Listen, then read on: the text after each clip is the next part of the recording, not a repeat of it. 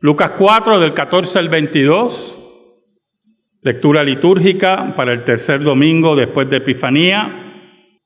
Y podemos titular este sermón: Lo que empezó bien, terminó mal. Por eso le decía que muchas cosas empiezan bien, pero en los procesos la pecaminosidad del ser humano destruye, apolilla las bases de una construcción muy prometedora. El matrimonio es un ejemplo. Regularmente, el porciento altísimo de los matrimonios comienzan bien, muy enamorados. Los que son muy pudientes se anuncian en las páginas sociales de los periódicos. Me gusta ver eso. Yo regularmente busco las bodas. Yo, mira, entonces hay unos apellidos, ¿verdad? Y yo digo, ¿y quiénes son esta gente? Y mi esposa lo que hace, ya mi esposa espera que yo diga, ¿y quién conoce a esta gente? Pero ellos necesitan ese anuncio, ¿verdad? Necesitan esa satisfacción. Y algunos anuncian, por ejemplo, me acuerdo que una vez vi un matrimonio que el padre de ella le había pagado la luna de miel con un viaje alrededor del mundo. Y yo que llegué a Disney nada más, no pasé de allí y nunca había visto Disney, nunca había cogido un avión. La luna de miel mía fue todo una sorpresa. Pero empiezan con eso, con la maravilla del matrimonio, como dice la Escritura, y la pecaminosidad, aquella que se une al orgullo de no pedir consejería, de no buscar ayuda, va minando las bases del profundo amor que debe haber, a pesar si hay viajes alrededor del mundo, si hay viajes a Disney, o nos quedamos en un hotel en Isla Verde. Si nos tenemos que quedar. Porque lo que empieza bien, hay que seguir trabajándolo para que se mantenga bien. Porque en nuestro mundo de pecado, nuestro mundo que odia a Dios, nuestra naturaleza que atenta contra la ley de Dios, debe estar sujeta a la ley de Dios, y tenemos que mortificar nuestra vida para que la gloria de Dios resplandezca en nuestra existencia. Por lo tanto, muchos matrimonios empiezan bien y terminan mal. ¿Sabe? Jesús empezó muy bien. Muy bien. Pero quienes rodeaban a Jesús no querían que siguiera bien. Oramos. Señor bueno, qué bueno tú eres, Señor. Y nosotros tan malos. Perdónanos, Señor. Yo te pido en el nombre de Jesús que nos escondas bajo la sombra de la cruz y que tu nombre sea glorificado. Toca las fibras de tu pueblo, las fibras de su corazón. Háblales a tu pueblo. Y que el Espíritu de Dios, tercera persona de la Trinidad, mueva los corazones al servicio de tu novia, que es la iglesia. Ayúdanos, Señor. En el nombre de Jesús. Amén. Los versículos 14 y 15 dicen, el capítulo 4 de Lucas: y Jesús volvió en el poder del Espíritu a Galilea, y se difundió su fama por toda la tierra de alrededor. y enseñaba en las sinagogas de ellos y era glorificado por todos. Mire qué tremendo comienzo del ministerio público de Cristo. Después de ser tentado, después de pasar el desierto de la tentación, después de vencer a Satanás y sus huestes, de reafirmar que es el Hijo de Dios, Jesús comienza su ministerio público y dice que está lleno del poder del Espíritu de Dios. Y está enseñando, está haciendo milagros. Pero lo interesante de esto, que su fama empieza a difundirse. Y por lo tanto, la fama, escuche bien, que tiene Jesús, es una fama buena. Malo es cuando tenemos mala fama. Malo es cuando la gente habla de nosotros diciendo la verdad en mala fama, porque Jesús nos dijo que en algún momento los enemigos de la iglesia hablarán mal de nosotros mintiendo. Y que hablen mal de nosotros mintiendo. Pero malo es cuando tenemos mala fama. Cuando la gente levanta el teléfono, ¿verdad, hermano? Y dice, mira, ¿tú conoces a fulano? En el versículo 15 nos habla del ministerio principal de Jesús. No era el de sanar, era el de enseñar. Y no faltaba a la sinagoga los sábados. ¿Oyó, hermano? Jesús, como cumplidor de la ley, era fiel a la asistencia a la sinagoga y a las fiestas que Dios había establecido en su ley. En la vida de Jesús, en su vida entendemos la importancia del cuarto mandamiento, de honrar el día del Señor para Dios. Que el día del Señor se use para oración, para meditación, para aprendizaje, para adoración. Que no haya excusas de ninguna clase para faltar a la iglesia del Señor. Que sean excusas de salud o de muerte. Pero si tiene un dolor en la espalda, hermano, y me va a trabajar así, yo creo que puede venir aquí. Jesús no tenía excusas. Jesús sabía lo que era la ley. Jesús sabía lo que era el carácter de Dios. Su santa ley. Y allí estaba enseñando, viviendo la liturgia de la sinagoga. En la liturgia de la sinagoga había muchos detalles muy importantes. Se comenzaba con una acción de gracia, de bendiciones.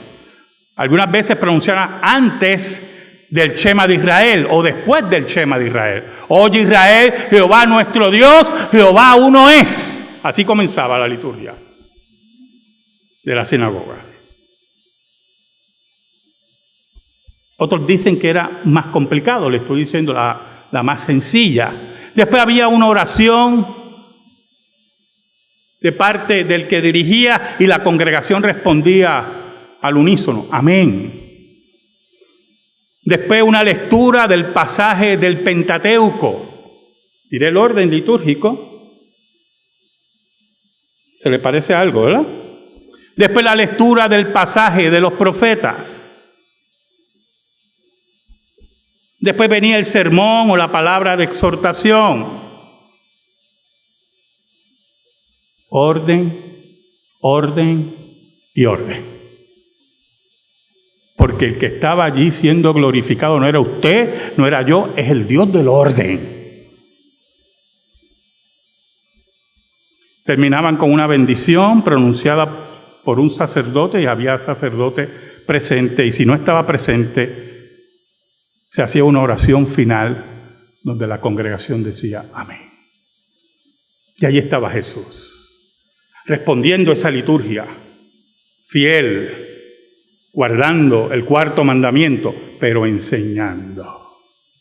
Oiga, y la gente quería oír a Jesús, y su fama se mueve por todo lugar. Comienza su ministerio en forma maravillosa. Un día se mueve a Nazaret. Y en el versículo 16 dice: vino a Nazaret donde se había criado, y en el día de reposo entró en la sinagoga conforme a su costumbre y se levantó a leer. Oiga, qué versículo tremendo. Llega donde se crió, donde lo vieron crecer, donde trabajó con su padre como carpintero. Llega a su comarca, llega a sus amigos. Y su comarca ya sabía de su fama. Y va inmediatamente ¿a dónde, hermanos? A la sinagoga. Es el día del Señor. Dice ahí que entró en la sinagoga conforme ¿a qué? A su costumbre. No hay cosa más tremenda en la vida del creyente que tener costumbres loables y bíblicas. Una pareja de ancianos presbiterianos, que una vez me quedé en su casa, creo que le he dicho esta anécdota, pero es pertinente ahora. Nos hablaban de su vida y cómo empezaron a asistir a la iglesia presbiteriana. Pero tenían la costumbre de llegar tarde a la iglesia. No llegaban tarde a su trabajo, pero llegaban tarde a la iglesia. Y un día un anciano de congregación le dijo estas palabras sencillas: ¿sabe, hermanos? Así como uno se acostumbra a llegar tarde, también uno se acostumbra a llegar temprano. Y ellos me dijeron, desde ese día empezamos a llegar temprano. Y Jesús, honrando a Dios, a su Padre, estaba ahí de costumbre, temprano, para adorar al Dios verdadero. Y se levantó a leer. ¿Sabe, hermano? En la sinagoga se invitaba a los hombres que estaban presentes, algunos si quería leer la palabra. Y Jesús, si podemos decir esta palabra, aprovechó la coyuntura para leer la palabra. Porque litúrgicamente, aparentemente la lectura iba a ser de Isaías, del profeta Isaías. Y era el momento preciso, Jesús con su fama, Jesús con su pedigrí, de intervenir donde él se había criado. El versículo 17 al 19 dice: y se le dio el libro del profeta Isaías, y habiendo abierto el libro, en el original dice rollo, halló el lugar donde estaba escrito: el Espíritu del Señor está sobre mí, por cuanto me ha ungido para dar buenas nuevas a los pobres, me ha enviado a sanar a los quebrantados de corazón, a pregonar la libertad a los cautivos y vista a los ciegos, a poner en libertad a los oprimidos, a predicar el año agradable del Señor. ¿Sabe, hermano? Es interesante observar cómo Dios acomoda todas las cosas. No solamente es que Jesús se diera a conocer por sus milagros y enseñanzas, sino que la palabra que sea escogida sea palabra certera en el momento preciso. Por eso la predicación era muy importante, siempre fue muy importante en la Reforma Protestante. La Reforma Protestante nos enseñó que es por medio de la palabra y el Espíritu de Dios que se cambian las vidas, que se cambian las comarcas, que se cambian las sociedades. Y poco a poco la Reforma fue produciendo grandes predicadores, increíbles predicadores.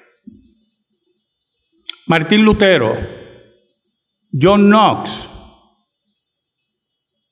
Zwinglio, Juan Calvino, exponentes de la palabra, porque era la palabra la que el Espíritu de Dios tomaba para cambiar la vida del hombre y la mujer. No es tomar versículos al azar. No es decir, yo siento hablar de esto. Es tener el orden preciso de que la palabra de Dios toca en el momento necesario para la vida del ser humano. Es interesante porque el versículo 20 dice, y enrollando el libro, pues ya sabemos que no era un libro, era un rollo. Si usted puede enrollar un libro, pues quiero verlo. Y si es de carpeta dura, pues. Y enrollando el libro, lo dio al ministro y se sentó, y los ojos de todos en la sinagoga estaban fijos en él. Oiga, el ambiente estaba electrificante. El hijo de Nazaret estaba allí. El hijo del carpintero nos va a hablar. Y el director de la sinagoga designaba a quien iba a hablar. Y ya Jesús tenía una fama y por eso es designado para hablar. El Espíritu del Señor está sobre mí por cuanto me ha ungido para dar buenas nuevas a los pobres. En la profecía es el Mesías el que habla en Isaías. En la profecía Dios nos anuncia la llegada del gran año nuevo. El Espíritu de Dios va a estar sobre aquel que viene a resolver el grave problema del ser humano. No es la expresión política, no son esfuerzos sociales. Es la revolución del Espíritu en el Mesías que impactará la vida de los elegidos. Viene a dar las buenas noticias a los pobres. Y en el contexto, los pobres, mirando la secuencia del pasaje de Isaías, cuando dice, me ha enviado a sanar a los quebrantados de corazón, son aquellos que son pobres en el espíritu. Son aquellos que se sienten abandonados por la religión organizada y apóstata de Israel. Son aquellos que buscan a Dios y no le encuentran en los consejos del sacerdocio apóstata de Israel. Es la hora de la restauración y aquí está el Mesías para hablar a los pobres de espíritu y levantar su vida.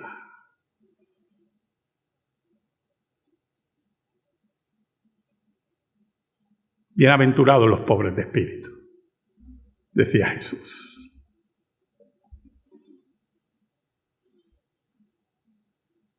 A pregonar libertad a los cautivos y vista a los ciegos. Ese pasaje es muy interesante. Porque en otras versiones dice para liberar a los presos de su cautiverio. Entonces los comentaristas se les hace difícil pregonar la libertad de los cautivos y vista a los ciegos. Y siempre queremos verlo, posiblemente, del ministerio de sanidad de Jesús. Pero es algo más importante, porque usted puede tener vista y estar ciego. ¿Oyó? Porque Sansón tenía mucha vista y estaba muy ciego. Y cuando perdió la vista, ahí fue que vio. Y entonces los comentaristas, y a mí estuvo muy interesante esto, porque nosotros estamos acostumbrados en el mundo occidental a las cárceles modernas, ¿verdad? A que nuestros presos tengan 3 comidas, tengan esparcimiento, estén en un hotel, tengan aire acondicionado. Una vez se valen, en vez de vivir en la calle, mejor estar preso. Pero en ese tiempo no era así. Regularmente los presos estaban en mazmorras. ¿Oyó? Entre enfermedades, entre ratas, entre sabandijas. Su comida era terrible.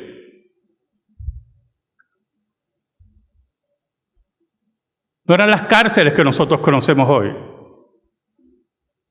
Era el Gulag de Stalin. Eran los campos de concentración de los nazis. Era la isla del diablo de la novela El Conde de Montecristo. Así eran las cárceles. Y estaban en oscuridad, sin visitas. Y por lo tanto la imagen, a pregonar la libertad a los cautivos y vista a los ciegos, es el preso que sale de esa oscuridad, que no ve la luz del sol, que es liberado de esa prisión, y cuando es liberado, ve la luz del sol, ve a sus amigos, se le devuelve la vista. Y allí estaba el Maestro, el Mesías, para liberar a esos hombres y mujeres, esclavos, ciegos por el pecado. Allí estaba Jesús. Es libertar a los oprimidos del diablo. Es liberar a Israel de su rebelión. A predicar el año agradable del Señor. Oiga, ese pasaje es bien importante, ¿yo? Cuando se habla del año agradable del Señor en Isaías, se refiere a la era mesiánica, ¿oyó? Al reinado del Mesías. Allí estaba el Mesías. La era mesiánica se estaba inaugurando. El rey estaba allí. El rey estaba liberando. El rey estaba hablando a los pobres de espíritu. El rey estaba hablando a los oprimidos. Aquí está el que libera. Aquí ha llegado el año del Señor.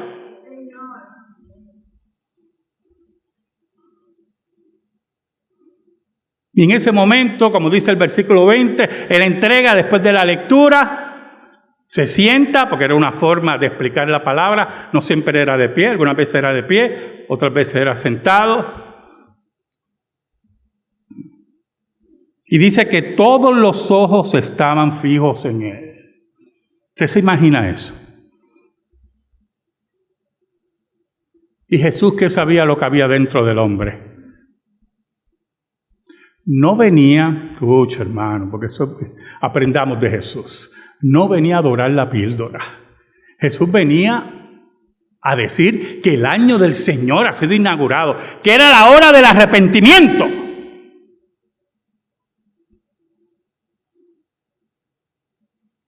Y comenzó a decirles: hoy se ha cumplido esta escritura delante de vosotros. Hoy el Mesías está aquí, delante de ustedes. Hoy el Mesías está aquí para sanar a los quebrantados de espíritu. Hoy se ha inaugurado el reino de Dios ante sus ojos. Y allí el hijo de Nazaret, el carpintero simple, le decía a esos hombres: hoy el que vieron crecer es su rey. Y lo que comenzó bien, vamos a ver, se complicó.